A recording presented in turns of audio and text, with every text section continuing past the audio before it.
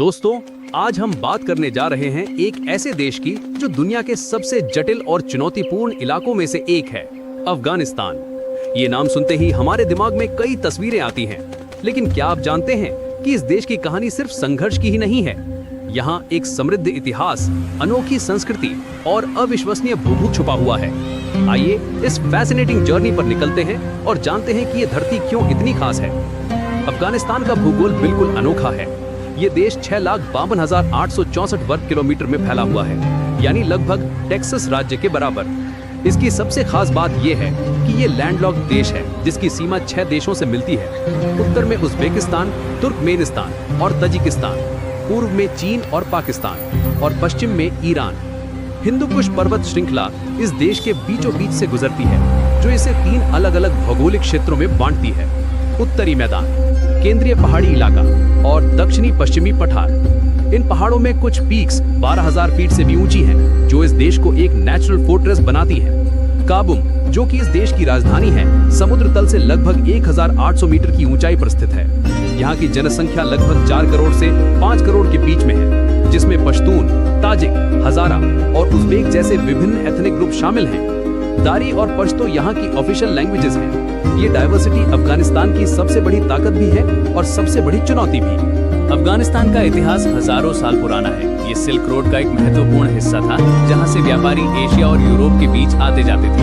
यहाँ कई महान साम्राज्यों का शासन रहा है। सिकंदर महान से लेकर मुगल बादशाह बाबर तक सभी ने इस धरती पर अपना निशान छोड़ा है। बाबर ने 16वीं सदी में काबुल को अपनी राजधानी बनाया था। यहाँ के फेमस बामियान बुद्धा सेंचुरी तक इस देश की कल्चरल रिचनेस के सिंबल रहे थे, जब तक कि उन्हें डिस्ट्रॉय नहीं कर दिया गया। लेकिन आज का अफगानिस्तान एक गंभीर ह्यूमैनिटेरियन क्राइसिस से गुजर रहा है।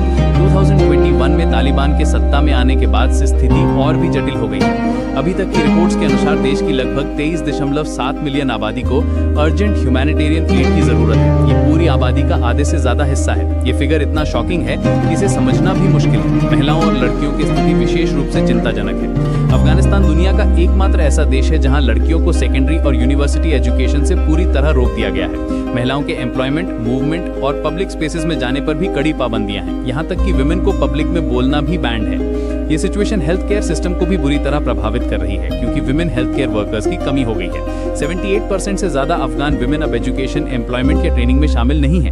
देश की इकोनॉमिक कंडीशन भी बेहद खराब है। अनएम्प्लॉयमेंट रेट 75% तक पहुंच गया है और 90% से ज्यादा पॉपुलेशन पॉवर्टी लाइन के नीचे जी रही है। इंटरनेशनल सैंक्शंस और एड कट्स की वजह से बैंकिंग सिस्टम कोलैप्स हो गया है। इन्फ्लेशन की वजह से गुड्स की कीमतें 50% से ज्यादा बढ़ गई हैं। ये इकोनॉमिक मेल्टडाउन पूरे रीजन को अफेक्ट कर रहा है। इसके अलावा ड्राउट और नेचुरल डिजास्टर्स ने स्थिति को और भी बिगाड़ दिया है। नॉर्दर्न और नॉर्थ वेस्टर्न प्रोविंसेस में सीवियर ड्राउट चल रहा है, जिससे एग्रीकल्चर और लाइव स्टॉक पर बुरा असर पड़ा है। 9.5 मिलियन से ज्यादा लोग एक्यूट फूड इनसिक्योरिटी का सामना कर रहे हैं। 12.4 मिलियन लोग फूड इनसिक्योरिटी में, जिनमें से 2.9 मिलियन इमरजेंसी लेवल्स पर पहुंच गए। एक और बड़ी समस्या है मास डिपोर्टेशंस। ईरान और पाकिस्तान से लगभग 19 लाख अफगान्स को वापस भेजा गया है। इनमें से कई लोग डेकेड से बाहर रह रहे थे, कुछ तो वहीं पैदा हुए थे। ये सडन रिटर्न ह्यूमैनिटेरियन क्राइसिस को और भी गंभीर बना रहा है। हेल्थ केयर सिस्टम की हालत भी दयनीय है। यूएस फंडिंग कट्स की वजह से 400 से ज्यादा हेल्थ फैसिलिटीज बंद हो गई हैं, जिससे 3 लाख लोग प्रभावित हुए हैं। मटरनल और इन्फेंट मोर्टेलिटी रेट्स बढ़ने का खतरा है। एक्सपर्ट्स का अनुमान है कि मटरनल मोर्टेलिटी 50% तक बढ़ सकती है। मेलन्यूट्रिशन की एक बड़ी समस्या बन गई है, खासकर बच्चों में। मीडिया और सिविल सोसाइटी पर भी कड़ी पाबंदियां हैं। जर्नलिस्ट को डिटेन किया जा रहा है, लाइव पॉलिटिकल ब्रॉडकास्ट पर बैन है और क्रिटिसिज्म की कोई गुंजाइश नहीं। ISIS के जैसे टेररिस्ट ग्रुप भी माइनॉरिटीज, खासकर हजारा कम्युनिटी पर अटैक्स कर रहे हैं। इन सब चुनौतियों के बावजूद अफगानिस्तान की कल्चरल हेरिटेज अभी भी जीवित है। यहाँ की ट्रेडिशनल क्राफ्ट्स, म्यूजिक और पोएट्री की परंपरा हजारों साल पुरानी है। पर्शियन और पश्तो लिटरेचर में इस देश का अमूल्य योगदान है। यहाँ के कारपेट्स और हैंडीक्राफ्ट्स आज भी दुनिया भर में फेमस है। अफगानिस्तान की कहानी हमें ये सिखाती है कि कैसे ज्योग्राफिकल लोकेशन, पॉलिटिकल इंस्टेबिलिटी और इंटरनेशनल इंटरवेंशंस किसी देश की डेस्टिनी को शेप कर सकते हैं। ये एक रिमाइंडर है कि ह्यूमैनिटेरियन क्राइसिस के पीछे रियल पीपल हैं, जिनके ड्रीम्स, होप्स और एस्पिरेशंस हैं। आज जरूरत है इंटरनेशनल कम्युनिटी के कोऑर्डिनेटेड एफर्ट्स की, ताकि इस देश के लोगों को डिग्निटी और पीस के साथ जीने